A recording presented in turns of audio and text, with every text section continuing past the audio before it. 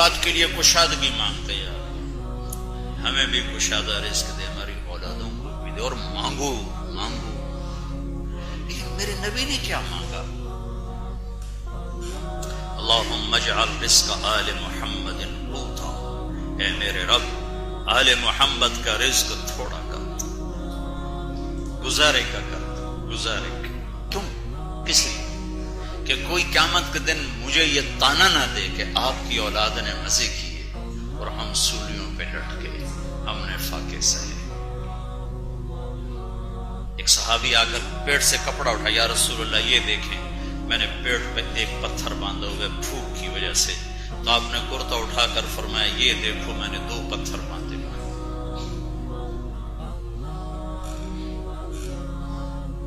اپنی اولاد کے لیے ہر کوئی عافیت مانگتا ہے، خیر مانگتا ہے۔ میرے نبی کا علم تو بہت آگے کا تھا، آپ نے تو دیکھ لیا تھا میرے بچوں کے ساتھ کیا ہونے والا ہے، ایک میں تڑپ تڑپ کے جان دے گا اور ایک کا سر نیزے پہ چڑھ جائے گا، تو دیکھو دیکھ رہے تھے۔ آپ نے فرمایا میں دیکھ رہا ہوں کہ کتا ہے کالا اور سفید جو میری اولاد کا خون پی رہا ہے۔ جب کربلا میں لشکر آمنے سامنے ہوئے اور حضرت حسین کی نظر شمر پر پڑی تو انہوں نے کہا اللہ صدق اللہ و رسول، سچ کہا اللہ اس کے رسول۔ اس کو تھا شمر کو برس کی بیماری تھی، جس کو پھل بیری پنجر میں کالا چٹا ہو گیا تھا۔ تو کہا یہ ہے۔ ساتھیوں نے پوچھا کیا کہہ رہے ہیں؟ سچ کہا اللہ رسول نے۔ اللہ کے نبی نے فرمایا تھا ایک کالا چٹا کتا ہوگا جو میری اولاد کا خون پیے گا، وہ یہ کھڑا ہوا ہے۔ اور عشق و محبت ایسا بچوں سے، عربوں میں عیب تھا بچے کو اٹھانا، عرب سرداروں میں عیب تھا بچے کو اٹھانا، نہیں اٹھاتے تھے، پیار نہیں کرتے تھے۔ اور آپ حسن حسین کو یہاں نہیں اٹھایا، یہاں اٹھانا بھی ذرا تھوڑا سا معقول لگتا ہے، ایک کو یہاں بٹھایا ایک کو یہاں بٹھایا اور ان کو لے کر باہر مجلس میں آ گئے، یہاں بٹھا کر۔ ایک بدو کہنے لگا یا رسول اللہ آپ ان سے اتنا پیار کرتے ہیں، آپ ان سے اتنا پیار کرتے ہیں؟ میں بھی پیار کرتا ہوں اور اللہ بھی ان سے پیار کرتا ہے، اور جو ان سے پیار کرے گا اللہ ان سے بھی پیار کرے گا۔ اور آپ نے دعا مانگی اللہ جو ان سے پیار کرے تو ان سے پیار فرما، جو ان سے بغض رکھے تو ان سے بغض رکھ۔ آگے حضرت عمر تھے، وہ نعم المطیہ، کیا عالی شان سواری ہے بھائی، کیا عالی شان سواری ہے۔ تو آپ نے فرمایا وَنِعْمَ الرَّاكِبَانِ، کیا عالی شان سوار ہیں بھائی، کیا عالی شان سوار ہیں۔ ایسوں کے لیے آپ اللہ سے نہیں مانگ سکتے تھے؟ جمعہ کا خطبہ واجب ہوتا ہے، واجب، تو آپ جمعہ کا خطبہ دے رہے، سامنے مسجد بھری ہوئی، دونوں بچے چلتے چلتے دروازے پر آ گئے، دونوں دروازے پر آ گئے، وہ دونوں ایسے لڑکھڑا رہے، 10 مہینے کا فرق تھا، دونوں لڑکھڑا رہے۔ تو آپ کسی سے فرماتے ہیں بچوں کو اٹھا کے آگے لے آؤ، اور خطبہ جاری رہتا۔ آپ نے خطبہ چھوڑ دیا، ممبر سے اترے، مجمع کو چیرتے ہوئے جا رہا ہے، سارے صحابہ پریشان، چونکہ ان کا منہ ادھر، پیچھے کیا ہے ان کو نہیں پتا، تو سارے پریشان یہ کیا ہوا، آپ کہاں جا رہے ہیں، کہاں جا رہے ہیں؟ تو آپ مجمع کو چیرتے ہوئے گئے، دونوں بچوں کو اٹھایا اور پھر واپس آئے، اور ایک کو ممبر پر ادھر بٹھایا، ایک کو ادھر بٹھایا، اور پھر دوبارہ خطبہ شروع فرمایا۔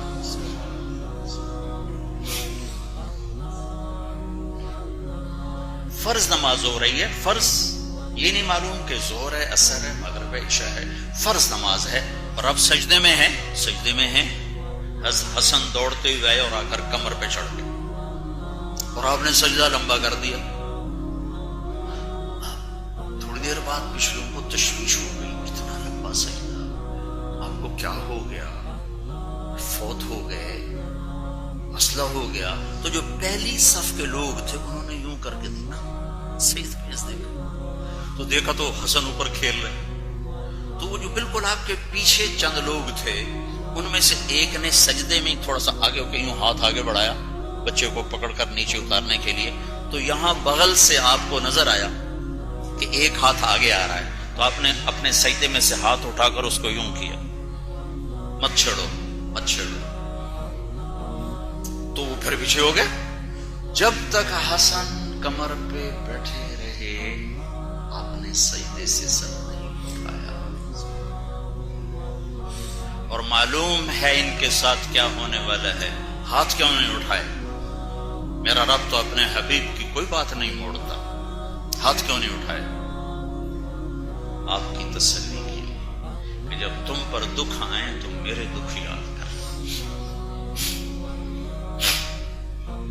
جس دن آپ دنیا سے جا رہے تھے 12 ربیع الاول 7 جون 633 عیسوی 11 ہجری، شدید گرم دوپہر اور جانے کا وقت قریب آ گیا، تو آپ نے پہلے اپنی سب بیویوں کو بلوایا، ان سے ملاقات کی اور ان کو رخصت فرمایا، پھر حضرت فاطمہ کو بلوایا، ان سے ملاقات کی، اور انہیں بیویوں کو تو نہیں بتایا، انہیں بتا دیا میں جا رہا ہوں، تو وہ رونے لگیں، تو کہا رو نہیں، سب سے پہلے تیری میری ملاقات ہو۔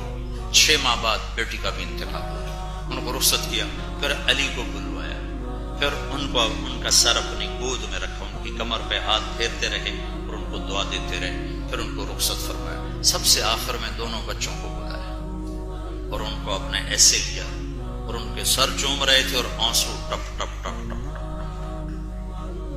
ایک زہر میں تڑپتا دیکھ رہے تھے، ایک کو نیزے پہ چڑھتا دیکھ رہے تھے، دعا نہیں کی، دعا نہیں کی، تقدیر کے حوالے کر دی۔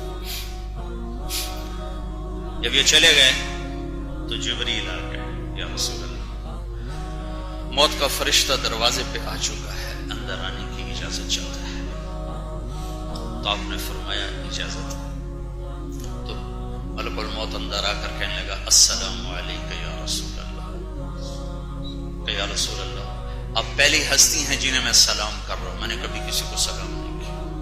پھر کہا یا رسول اللہ آپ پہلی ہستی ہیں، اللہ نے فرمایا پوچھ کے اندر جانا، بن پوچھے نہ جانا، آپ پہلی ہستی ہیں، اللہ نے فرمایا آنا چاہیں تو لے آنا، رہنا چاہیں تو چھوڑ کے آ جانا۔ ہم سے کوئی پوچھے، ڈاکٹر صاحب سے کوئی پوچھے، بادشاہوں سے کسی نے پوچھا، تمہارے ہسپتالوں سے روز جنازے اٹھتے ہیں، جوان بھی اٹھتے ہیں، بوڑھے بھی اٹھتے ہیں، بچے بھی اٹھتے ہیں، ہاں ہاں کفا بالموت واعظا، کون پوچھے؟ تو آپ نے فرمایا اچھا اگر میں اجازت دے دوں تو میری جان نکالو گی؟ اچھا نکالو گی۔ تو آپ نے جبریل کو دیکھا، جاؤں کہ رہ جاؤں، جاؤں کہ رہ جاؤں؟ تو جبریل نے کہا یا رسول اللہ، آئے آئے آئے، یا رسول اللہ اللہ آپ کی ملاقات کے شوق، اللہ سے ایسی موت مانگو کہ یا اللہ جب ہم آ رہے ہیں تو تو ہمارے ملنے کے شوق اور ہم تجھے ملنے کے شوق۔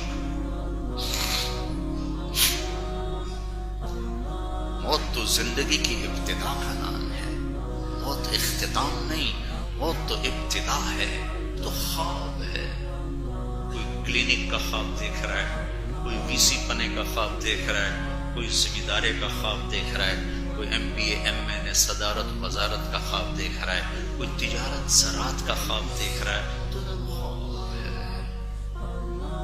یا رسول اللہ اللہ آپ کی ملاقات کے شوق میں ہے، تو آپ نے فرمایا تو واپس جاؤ، میرے اللہ سے پوچھ کے آؤ میرے بعد میری امت کے ساتھ کیا کرو، میں پھر جواب دوں۔ میرے رب کی عزت کی قسم اگر میرے نبی یہ سوال نہ اٹھاتے تو آج میں اور آپ بھی بندر خنزیر بنا دیے جاتے۔ اللہ تعالیٰ کی ہم سے کوئی رشتہ داری، جو جن کاموں کی وجہ سے پہلی امتیں بندر خنزیر بنی وہ کروڑوں گنا اس سے بڑے پیمانے پر یہ امت کر رہی ہے،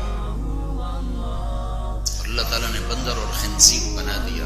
ہمیں کیوں نہیں بنایا؟ یہ سنو میرے بات کیا کرے گا میری امت کے ساتھ، جاؤ پوچھ کے ہو۔ جبریل واپس گئے، وہاں سے جواب آیا یا رسول اللہ، اللہ تعالیٰ فرما رہے ہیں کہ ہم آپ کی امت کو تنہا نہیں چھوڑیں گے، وہ پہلے والا نہیں ہوگا جو پچھلوں کے ساتھ ہوا، چھوٹا کام ہوگا، زلزلے آ گئے، اموات ہو گئی، قحط آ گیا، یہ چھوٹی چھوٹی چیزیں ہوں گی، بندر خنزیر بننا کوئی معمولی بات ہے۔ ہمارا سارے لاہور کا تاجر بددیانت ہے، سارے پنجاب سندھ بلوچستان کا تاجر بددیانت ہے، سارا بازار جھوٹ پر، خیانت پر، کھوٹ پر ہے۔ کوئی بیچارہ پھنس جاتا ہے نا اور اپنی چیز بیچنے پر آ جاتا ہے تو یہ جتنے پراپرٹی والے ظالم درندے ہیں یہ ریٹ گھٹانا شروع کر دیتے، اس کی مدد نہیں کرتے کہ ہمارا بھائی پھنس گیا ہے تو اس کی چیز 4 پیسے زیادہ دے کے خرید لو، اپنی مصیبت سے نکل جائے، اس کے ریٹ گھٹانا شروع کر دیتے۔ ہاں شعیب علیہ السلام کی قوم پہ عذاب آیا، کس وجہ سے؟ تجارت میں جھوٹ تھا، تجارت میں خیانت تھی، تجارت میں کھوٹ تھا، تجارت میں دھوکہ تھا، تجارت میں سود تھا۔ ان 5 چیزوں کی وجہ سے آسمان سے آگ برسی، انگارے برسے، زلزلہ، انگارے، آگ کی بارش، اور سورا پنجاب سندھ بلوچستان سرحد اس خیانت میں بھرا ہوا ہے۔ بازار سلامت ہیں، کہیں زلزلہ آ گیا، کہیں سیلاب آ گیا، کہیں گھر بہ گیا، کہیں دھماکہ ہو گیا، چھوٹے چھوٹے عذاب ہیں، ورنہ اس خیانت پر شعیب علیہ السلام کی قوم منڈیوں سمیت جل کے خاکستر ہو گئی، راکھ بھی نہ ملی ان کی، سب ساری تجارت ہماری جھوٹ پر ہے۔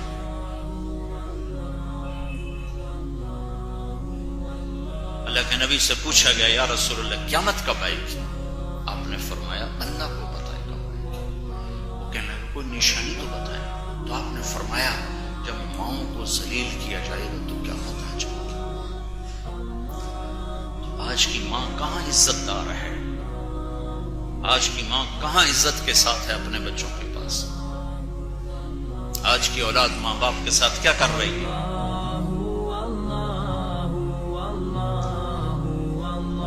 پتھر نہیں برس رہے، پتھر نہیں برس رہے، کہ بیچ میں دعا حائل ہے، کیا کرو گے میرے بعد میری امت کے ساتھ؟ ساتھ دیں گے، تنہا نہیں چھوڑیں گے، تنہا نہیں چھوڑیں گے۔ اس عرضی نے، اس درخواست نے، اس دعا نے اللہ کا انتقامی نظام بدل دیا۔ وَنَكُونُ قِرَدَةً خَاسِئِينَ، ہو جاؤ ذلیل و خوار بندر، پتھر بنا دی، بندر بنا دی، آگ میں جلا دی، پانیوں میں بہا دی، ہواؤں میں اڑا دی، زمین میں دھسا دی۔ یہی کچھ ہمارے ساتھ بھی ہوتا اگر میرے حبیب